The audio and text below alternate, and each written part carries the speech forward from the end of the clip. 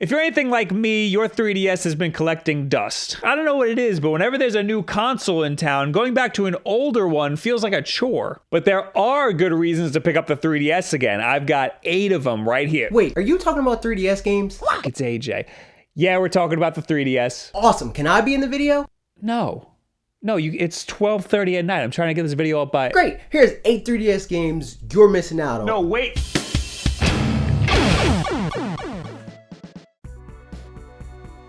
Hey Pikmin is a 2D take on the classic Pikmin formula. This time, it's a mix between a platformer and a puzzler. The draw to these games are the throwbacks to Nintendo's history and the commentary Olimar provides about the junk he finds.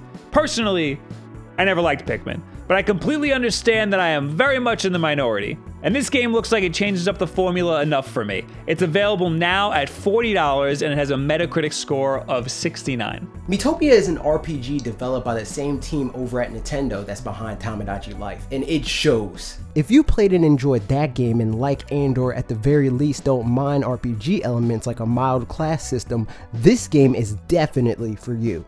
If you haven't had the chance to play Tomodachi Life, the best way to pitch the experience to you would be to say, ever want to cast your friends in a starring role in the next video game you play? Like seeing them make complete fools out of themselves? That's what this is all about. The fun comes from the ridiculous scenarios that come about during your time with the game. Just picture it. Walk with me here. You can make Bob an airheaded flower class. Seriously, make Bob an airheaded flower class. Tweet me pics. Miitopia has a 67 on Metacritic and is currently full price, so maybe hold off on it just for a bit. Unless, you want Flower Bob. You want Flower Bob.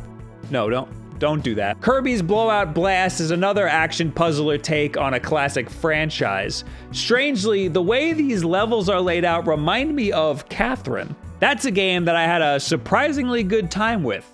Kirby's Blowout Blast seems much more action-y though. It's currently available for just $6.99, making it the cheapest game on this list, with a very appropriate Metacritic score of 69.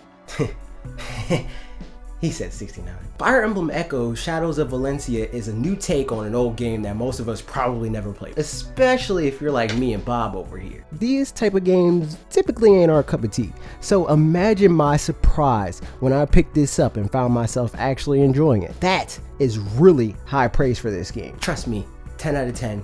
Would buy for Crush. If you're a series veteran and for some reason haven't picked this up yet, the new additions to look out for is exploration of dungeons and learnable skills for weapons. If you're new like I was, I would suggest steering clear of the casual mode if you want stakes. Putting your faves on the line really ups your desire to win.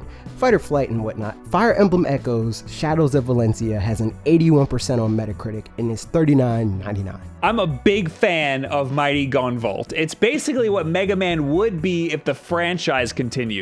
Oh, you thought that was Mighty number 9? I am so sorry for you. Gunvolt is Inti Creates' hidden gem. It even has Beck in it as an homage. It's probably the best game he's ever been in, poor guy. While we're at it, I'd also recommend Azure Striker Gunvolt if you prefer something a little more Mega Man X.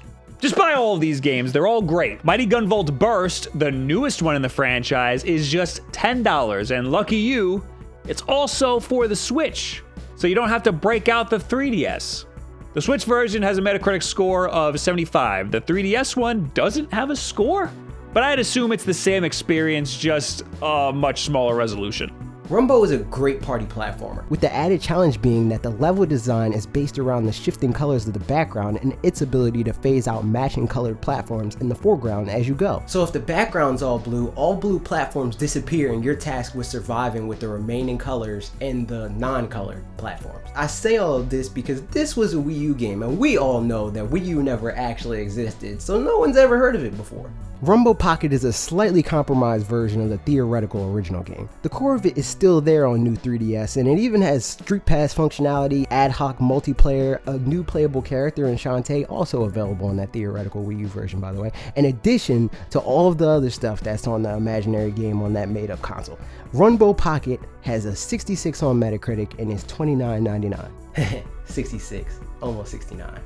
Super Mario Maker is the goddamn best Wii U game ever to be created. It was my favorite game of 2015, which was a hard battle against Metal Gear Solid 5. The only thing that I wished was different was that it was on the 3DS instead of the Wii U, because I wanted to be able to take it with me, and there's no reason that a game that great should be stuck on a failing console. And here we are. If you missed this game on Wii U, definitely pick this up now.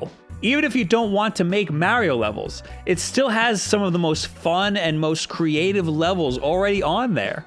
Unfortunately, the 3DS version cuts some of the best features out, like randomly playing other people's levels off the internet. That's like all that I did on the Wii U version, so this is a big oversight on Nintendo's part. But if you're a Mario fan, want more 2D fun, or maybe want to make some of your own Mario levels, why not give this one a shot? It's available for $40 and has a Metacritic score of 73. Really, this game just needs to make it on the Switch already. Kirby Planet Robobot is the oldest game on this list, but it's an important one.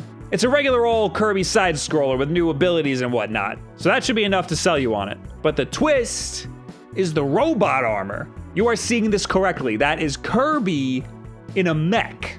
Similar to the mech you get for 2 seconds in Mega Man X, but for like a lot of the game. This one is still $40 with a Metacritic score of 81. So, what do you guys... No, you're gonna go through a whole 3DS video without talking about Pokemon? Please just get the fuck out of my video. If you saw Bob's slanderous video on Pokemon Ultra Sun and Pokemon Ultra Moon, good. You know exactly what not to think about this game. Because he's a big dumb idiot. Pokemon Ultra Sun and Ultra Moon are going to have an all-new story with some all-new Pokemon in the Alola region. If Pokemon Black 2 and White 2 are along the lines of what we're getting, which I expect to be the case judging by some of the footage we've seen suggesting time passed since the original Sun and Moon, we could even see new gyms, a battle frontier, and who knows, more Alolan Pokemon? The sky placed the limit. Pokemon Ultra Sun and Ultra Moon release on November 17 for $39.99. Well then, if we're talking about games to come, we have to mention Monster Hunter Stories. It looks like a much more fun take on Monster Hunter compared to what the Xbox One is getting. It looks like it has a lot of Pokemon influence, and it'll be turn-based to boot. But try it for yourself. There will be a free demo available on the eShop on August 10th. The full game will be $40 and will be out September 8th. Metroid Samus Returns is a remake of Metroid 2 Return of Samus for the Game Boy, which is really a nice way of saying an all-new 2D Metroid game with some light inspiration from a game long since forgotten by the masses. Cause like, who bought that game? You should buy this one because it's pretty and modern and the game that people have been crying for the past decade. Metroid Samus Returns is coming September 15th for $40. Please buy it because I cry for Metroid fans right here. Can we be done?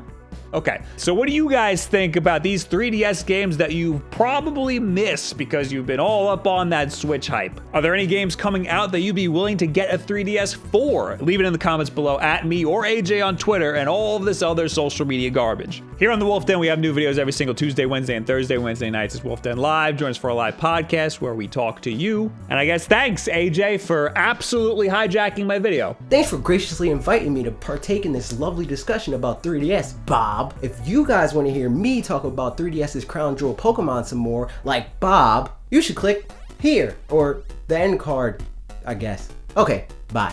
I have to link your video too? Okay. Well, thank you guys very much. Have a good week.